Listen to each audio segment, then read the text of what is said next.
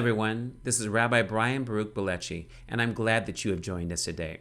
We are going to start a brand new study on the Gospel of Matthew to a Jewish audience, and we're going to take the next 4 weeks to look at 4 major themes of this gospel. So I am a rabbi that's going to take you down a dusty road to follow the rabbi of the first century anointed one who was able to sit on the throne of King David as the son of David, the Lion of the tribe of Judah, the King of the Jews. We're going to learn what all those terms mean because this gospel is going to open up your view of Jesus like never before. It's definitely going to do what is my life mission, and that is showing Gentile believers the Jewish roots to their faith, as well as introducing the Jewish Messiah to the Jewish world.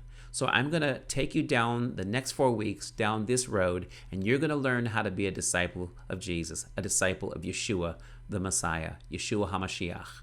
So week 1, starting today, is called Kingdom Perspective, an Introduction to the Gospel of Matthew. This is going to give us the author Matthew to a Jewish audience, and then show a messianic symbol of the lion, for he is the Lion of the tribe of Judah. This comes from Ezekiel and John's revelation of cherubim angels with 4 faces. We studied one of those faces, the face of the eagle, when we studied 21 weeks the Gospel of John through Jewish eyes. But this gospel is the lion, as Mark is the ox, bull, or calf, depending on translations you read, of those 2 visions of Ezekiel and John. And also we have Luke, the face of the man, son of man.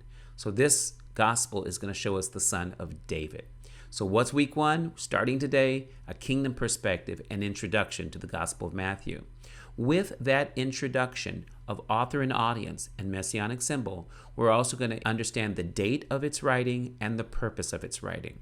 Week 2, you don't want to miss it, is going to introduce us to kingdom preparation for the genealogy of Messiah that reveals that there is a son who is eligible as a genealogy all the way from Abraham and King David to be the rightful one to sit on David's throne. We're also going to see a wonderful revelation of the Messiah in what's called in the Jewish world gematria, which is like Jewish biblical numerology, because every Hebrew letter is a number, and coming together to make a word, there can be a composite number. So King David's name is numerically 14. 14 generations from Abraham to David, another 14 generations for David's kingdom to go into exile, and then after exile, another 14 generations to get to the birth of the King of the Jews, King Yeshua the Messiah, the son of David. We're going to investigate this gematria and then close out week 2 with the discipleship invitation of Jesus so that you can become a disciple just like his 12. Follow me, and I will make you a fisher of men. Matthew 4:19. Once we see the kingdom perspective, the kingdom preparation, then week 3, we're going to go into kingdom prayers. You don't want to miss this Power Pack week. It's going to teach you how to pray kingdom prayers, which are dangerous prayers, which overthrow the kingdom of darkness. And then what we're going to do is look at not only that kingdom prayer that is called the Lord's Prayer, or we call it the Disciples' Prayer of Matthew chapter 6. But that's a perfect setup for the closeout, week 4, and that is going to give us kingdom parables and the teaching style of Jesus. We'll go back to that very passage that the Lord's Prayer is found in Matthew 6, because chapters 5 through 7 are called the Sermon on the Mount. And we're going to look at all the kingdom parables that the kingdom of heaven is like, and God, through Yeshua, will reveal his kingdom. And this is what's so important as we look at each week. We're going to find many revelations like kingdom of heaven versus kingdom of God. Why does Matthew use those terms? So as we jump into week 1, this kingdom perspective, buckle up, get your Bible out, pen, paper, and notepad. Let's journal together. Let's learn together about the Gospel of Matthew to a Jewish audience. Shalom. So let's talk about Matthew for a minute. Matthew uses the prophecies of the Torah and the prophets found in the Hebrew scriptures of the Old Testament to convince his Jewish audience that Jesus is the Messiah. since he is the son of David. He records Jesus as being the King of the Jews, with a Davidic royal genealogy in Matthew chapter 1, which teaches us to seek God's kingdom first as we pray, "Your kingdom come, your will be done." We must apply the kingdom parables that the Messiah rabbinically teaches to his disciples to our everyday lives. And as we apply these kingdom principles, you'll find out the number one goal of Matthew's gospel is to reveal the kingdom of David, the kingdom of God given to David, and now the kingdom is going to be established through one of David's sons, and that would be the son of David. So important to understand that you've got a couple things that indicate the purpose for this gospel. You have the fact that it's written to a Jewish audience about the King of the Jews. This King of the Jews is going to be called the Messiah, and that means he's the anointed one. And since he is the Messiah, he has to be the son of David. So he is called in Matthew's gospel the King of the Jews. He teaches his disciples later to pray kingdom prayers, we're going to find out, like the Lord's Prayer. And also he teaches kingdom parables. The kingdom of heaven is like, and then he'll break down a parable based upon that idea. I want us to consider also who the author is. The author of this gospel is known as the Gospel of Matthew because it's written by the apostle of the same name. So who wrote the Gospel of Matthew? Matthew did. And what is the gospel called? The Gospel of Matthew. And usually we just refer to Matthew, Mark, Luke, and John as the four Gospels, and we don't always consider that they're named after the author. God uses Matthew to give an account as an accountant of the life and times of Yeshua. Now, why would Matthew be the one out of 12, the guy that nobody likes? Why would Matthew be the one that he chose to write a gospel? Think about it. Out of all the disciples, why pick this guy? Very good. He would have to be extremely accurate. And even though tax collectors have a tendency to benefit themselves in the process, he's very smart because he can't rip off Rome. Rome is going to want their money like the government wants our taxes, right? They're going to want their money. So the tax collector had to be very accurate down to every number and letter and every account. You had to take a full account of all the money you're making and give a portion to the Roman Empire. Caesar is going to get your money some way. Give unto God what is God's, give unto Caesar what is Caesar's. The tax collector would take a cut for themselves, so they charge a little extra in their fees so that what you owe is one amount, and they would charge you extra because that's the amount they get paid. So this is why they're not liked, but because of the skill of being very accurate when it came to Scripture, he's a perfect guy to write a gospel. And he's the only one that gives the most accounting of the prophecies of who the Messiah would be, and to go all the way back to King David and to Abraham. And unless you convince the Jewish people like an accountant, and unless you're using that good Jewish noggin that God gave Solomon and God gave, the Pulitzer Prize winners and Nobel Peace Prize winners that are Jewish, and the scientists and the doctors and the lawyers, that over thousands of years, God has used the Jewish people with this uncanny wit about them to be sticklers, to even be stubborn, if you will, to make sure every I is dotted and every T is crossed. Or we could say it this way, that we cover every jot and tittle, that everything is fulfilled. Everything is fulfilled. So let me keep going. Matthew has a keen interest in accounting. And we could even read Matthew 18, 22 through 24, and 25, 14 through 15 as a reference to his accounting abilities. It says, which is why the book is very orderly and concise. Rather than write in a chronological order, Matthew arranges this gospel through 6 discussions. Very important to see the author is Matthew and why he's chosen. We can go on to say that as a tax collector, Matthew possessed a skill that makes his writing all the more exciting for believers.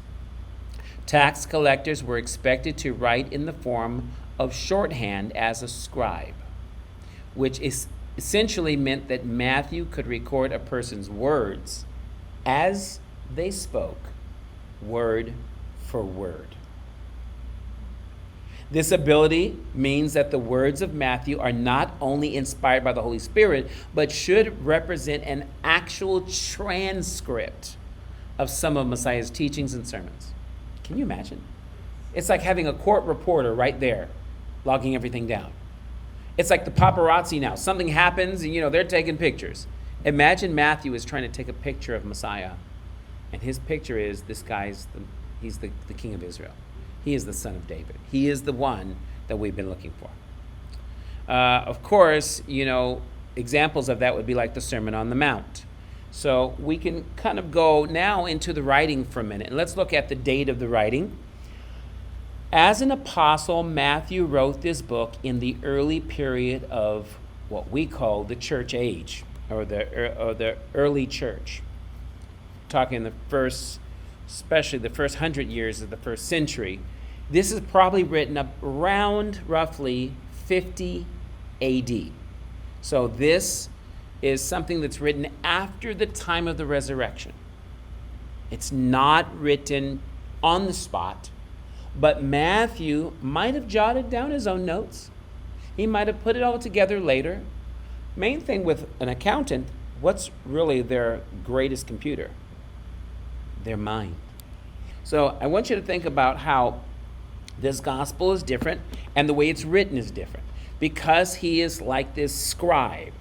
He's probably writing it around 50 AD. So you're looking at maybe a good 20 years after Yeshua starts his ministry.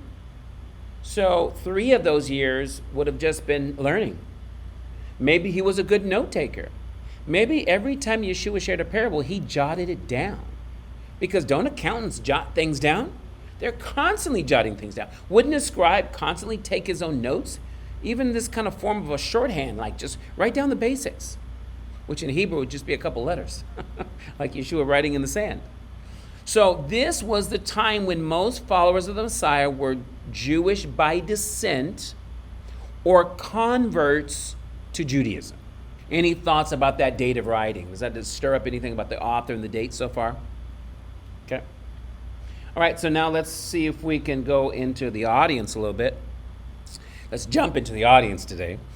Okay, so imagine I'm writing a gospel, and say everyone in the room is Jewish. I would be so careful how I communicate to my Jewish audience things that they will understand so that they don't misunderstand. If I had a Gentile walk in the room, I'd go, oh, I need to back up and explain some things. So John does a lot of explaining. Matthew does not. Matthew just assumes you know and says that it might be fulfilled, that it might be fulfilled, that it might be fulfilled. At least 15 times he uses the term fulfilled. Out of every gospel, he uses the word fulfilled more than any other. Just like he uses the term son of David more than any other gospel, because that's his goal, to show the son of David is Yeshua the Messiah. Okay? So here we have this book written by Matthew. His other name, probably a tribal distinctive name, is Levi.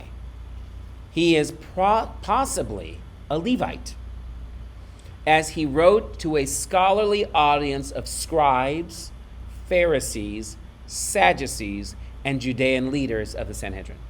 Did you hear that? He is writing to an audience of scribes. Those are people that write the Torah. Many of the Levites wrote the Torah scroll from one generation to the next. Pharisees, they're the one that taught from it. Sadducees were concerned with temple worship from the descendants of Zadok, who is a high priest around the time of King David. So you have the Sadducees, and then you have the Judean leaders. That would include the Sanhedrin of both Pharisee and Sadducees. And so the Sanhedrin was the local Jewish court. So imagine how he has to be on point. What if something you write could be brought up as evidence to prove that Yeshua is the Messiah? You're going to make sure that you cross every T, dot every I, put the periods, put the quotes, put your background information, put the footnotes. You're going to cover everything. Because if the judge asks you, well, how do you know that's true? How can you corroborate that story? What evidence do we have to prove that he was born in Bethlehem? What evidence do we have? So he says, pulling out prophecy, and he's pulling out what the locals know. He's pulling out the story in the town that everybody knew, just like they knew Naomi was from Bethlehem. They knew Ruth had married one of her sons. They knew about Orpah. They knew about the two boys going to Moab with their family. They know about marrying a Shiksa, a Gentile in Moab, a Moabitess. Gosh, what gossip that created. They knew where she was from, and when she came back home, they're like, great, you came back home. Well, how's the family? And they got to hear the whole Megillah, right? The whole scroll, the whole story. So when you think about this gospel that is writing to a specific audience of leaders, and imagine you had to write to a university professor. It's not your thesis you're writing or hypothesis of some kind, but you wanted to convince him to accept Yeshua as his Messiah. Let's say he's a Jewish professor. Wow. Talking about a stickler. You're going to need to be on point when it comes to knowing your stuff. So I think it's very important that when we talk about this gospel, there is a reason why Matthew is the person chosen. Because to his Jewish audience, fishermen couldn't do it. A bunch of zealots couldn't do it. Definitely not someone dipping in the funds like Judas. Nobody else on the team was a tax collector. No other person was a faithful accountant to make sure, even when it hurt with his own people, that he was giving money to Rome. Because as a tax collector, he had to give account for his business and his assignment. So I think it's very key that you see the level of scholarship Matthew has to have. Now, he quotes the most prophetic passages of the prophets than any other gospel writer to prove to his Jewish audience that Jesus, Yeshua, was definitely the promised Messiah. His royal genealogy from Joseph's lineage reveals that Jesus, Yeshua, is the son of Abraham. That makes him Jewish. Secondly, the son of David. That makes him king of the Jews. Matthew 1:1 and Matthew 2:7. So when you think about how important it was to prove that he was Jewish and that he's a descendant of Abraham, you can see that he would have to be very convincing to his audience. And I think we have yet to unpack Matthew the way it needs to be unpacked, to see how convincing to a Jewish person the prophecies that he's quoting are to their Jewish minds that want facts, they want knowledge, they want wisdom, but they don't want foolishness. They don't want just a bunch of preaching that just preaches on emotion. They want legitimacy. They want the real Messiah. Would the real Messiah please stand up? The Jewish community to this day is still asking us, please produce the real Messiah. Please tell us, prove to us that this Jesus, you call him Yeshua in Hebrew, but same name as Joshua, is he really the guy? How do we know? Prove it to us. And because we haven't studied to show ourselves approved unto God sometimes, we don't know how to convince them.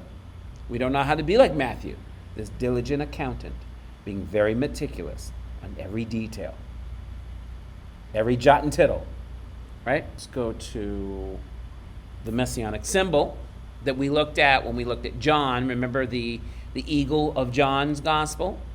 Now we have a Messianic symbol, again coming from the four faces of the cherubim angels, also called living creatures. One of a lion, one of an ox, one of a man, one of an eagle.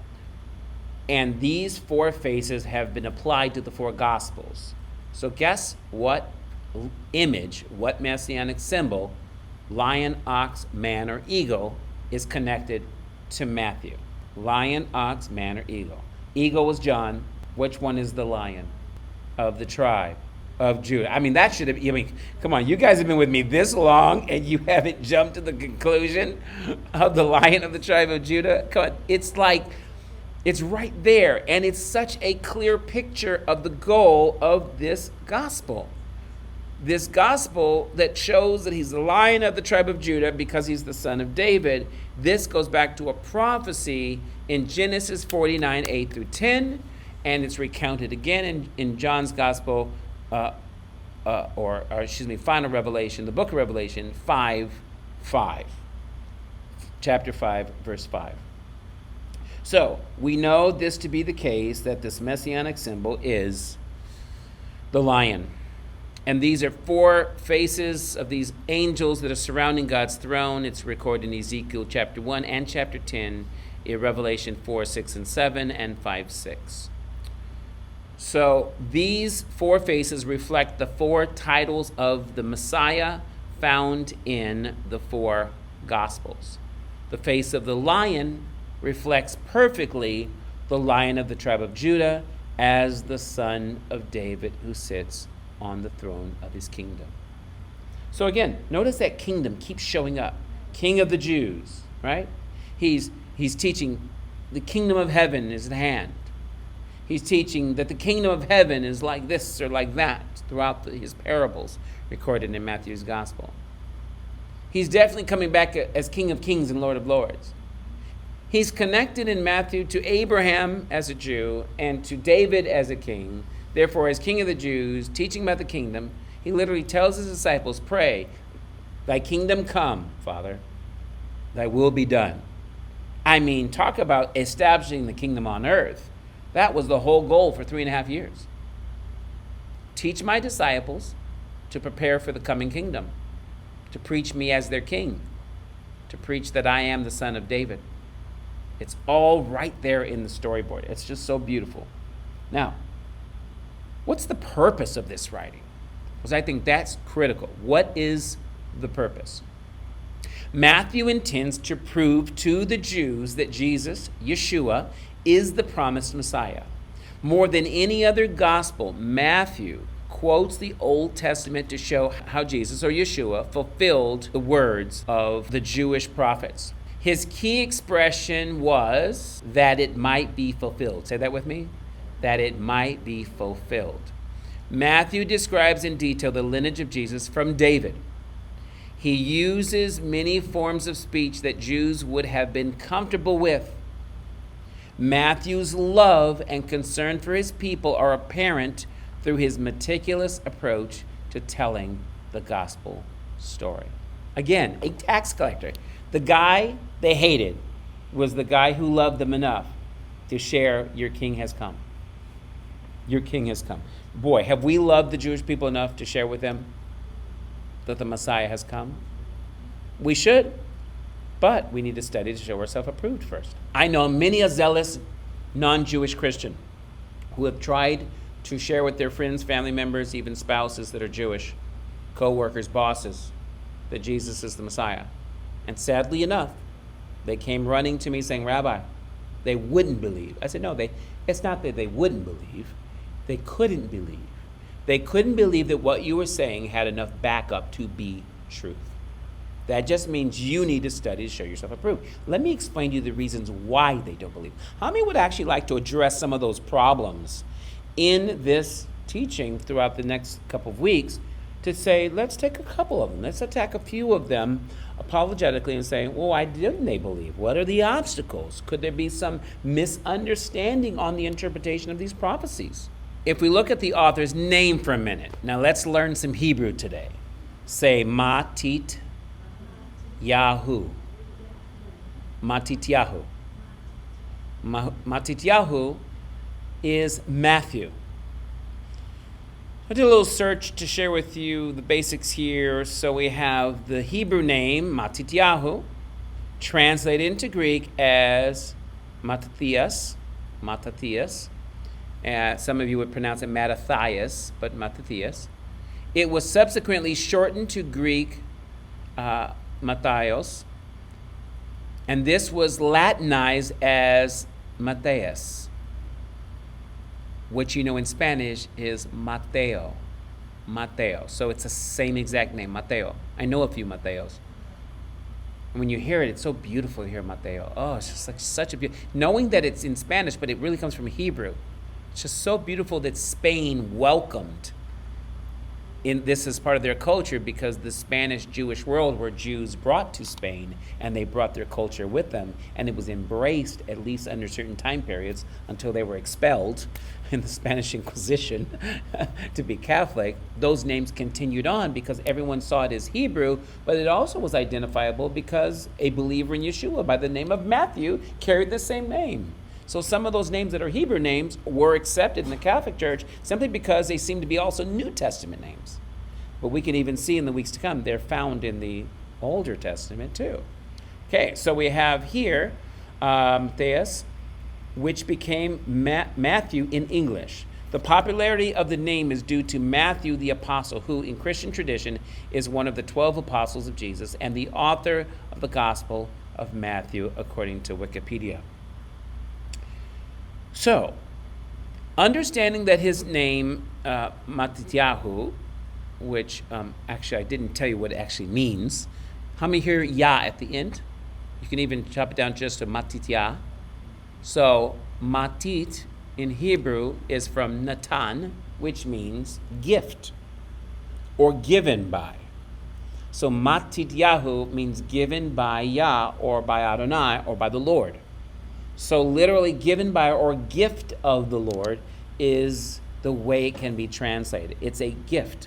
So imagine the gift from God gave us a gift from God when he gave us the Gospel of Matthew. That every time you're talking about the Gospel of Matthew, you're talking about the gospel of the gift of God, who is Yeshua the Messiah, the greatest gift that man could ever receive. Isn't that beautiful? If we talk about this gift of God for a minute, we talk about, again, the author's name means what? Gift of God. Okay? So now, if you think about this gift of God, the greatest gift that God ever gave mankind was the Gospel of Matthew that speaks about the gospel of the gift of God, which is Yeshua the Messiah. It starts with the opening words here in Matityahu or Matthew 1 through 5. It says, the book of the genealogy of Yeshua HaMashiach, or Jesus the Messiah, ben David, or son of David, ben Avraham, or son of God. Abraham fathered Isaac. Isaac fathered Jacob. Jacob fathered Judah and his brothers. And his brothers. Judah fathered Perez and Zerah by Tamar. Perez fathered Hezron. Hezron fathered Ram. Ram fathered Abinadab. And then Aminadab fathered Nachshon. Nachshon fathered Salmon. Salmon fathered Boaz by Rahab. And Boaz fathered Obed by Ruth. And Obed fathered Jesse. And Jesse fathered David the king. Isn't it interesting that it's recording here that Salmon fathered Boaz by Rahab? And then the Boaz, married to Ruth, fathered Obed. And Obed, Jesse. And Jesse, David the king. So what is this gospel again trying to say? This genealogy from Abraham to David leads to a king. And if you continue the line, you get to another king. So then we have to continue the read of these opening verses. David fathered Solomon. Who's Solomon? He's King Solomon, by the wife of Uriah. Notice it didn't say Bathsheba, it just said the wife of Uriah. Almost like we want to keep all that kind of hush-hush, that whole thing. But it was the wife of Uriah. So it's almost like I'm telling you the story, but you know the story already. Solomon fathered Rehoboam, and Rehoboam fathered Abijah, or Abijah.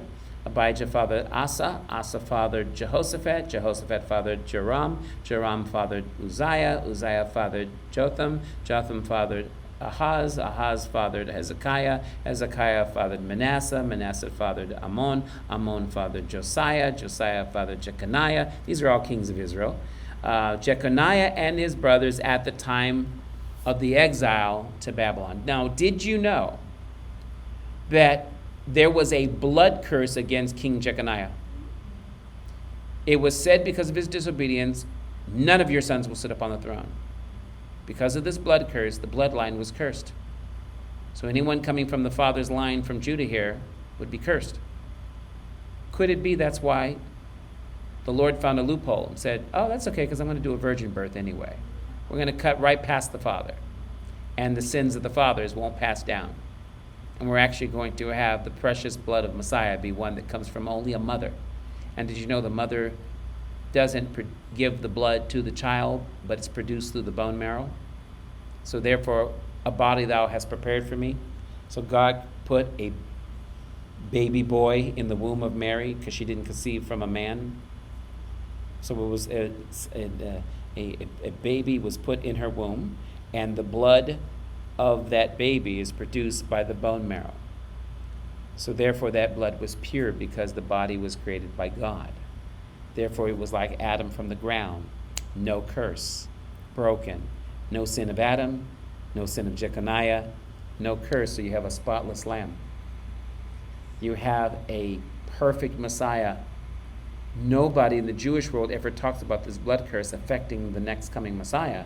But what do you do with that curse? None of your sons will sit on the throne. You can either take that as immediate sons, or you can say that's messing up the whole entire line.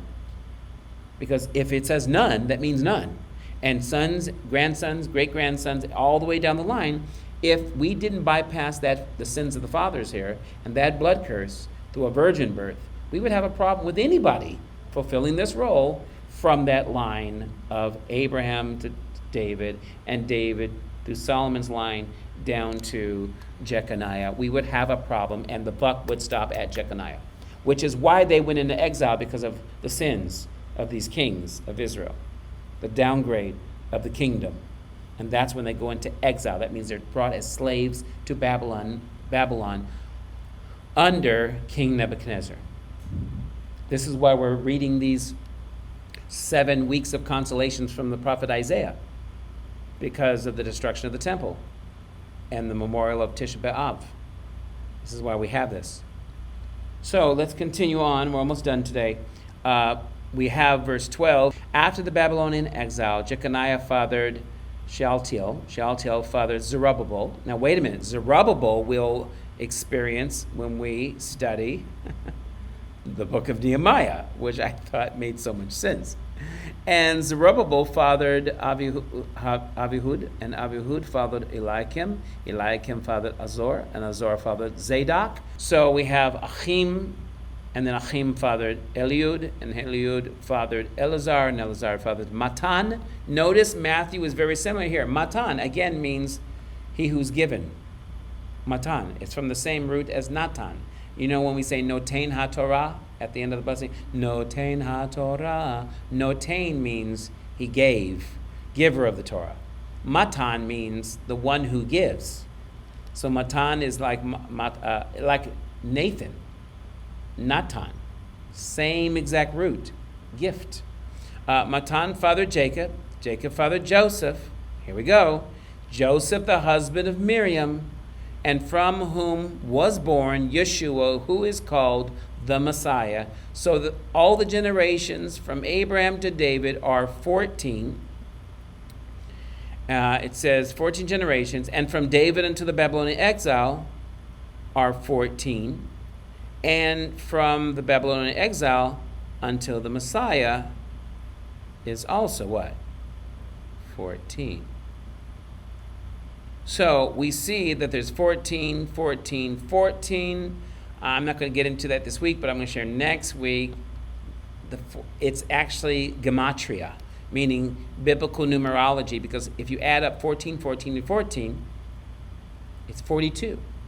42 generations from Abraham to Messiah, just like the 42 different locations from Egypt to the Promised Land. The Torah gives 42 different stopping points.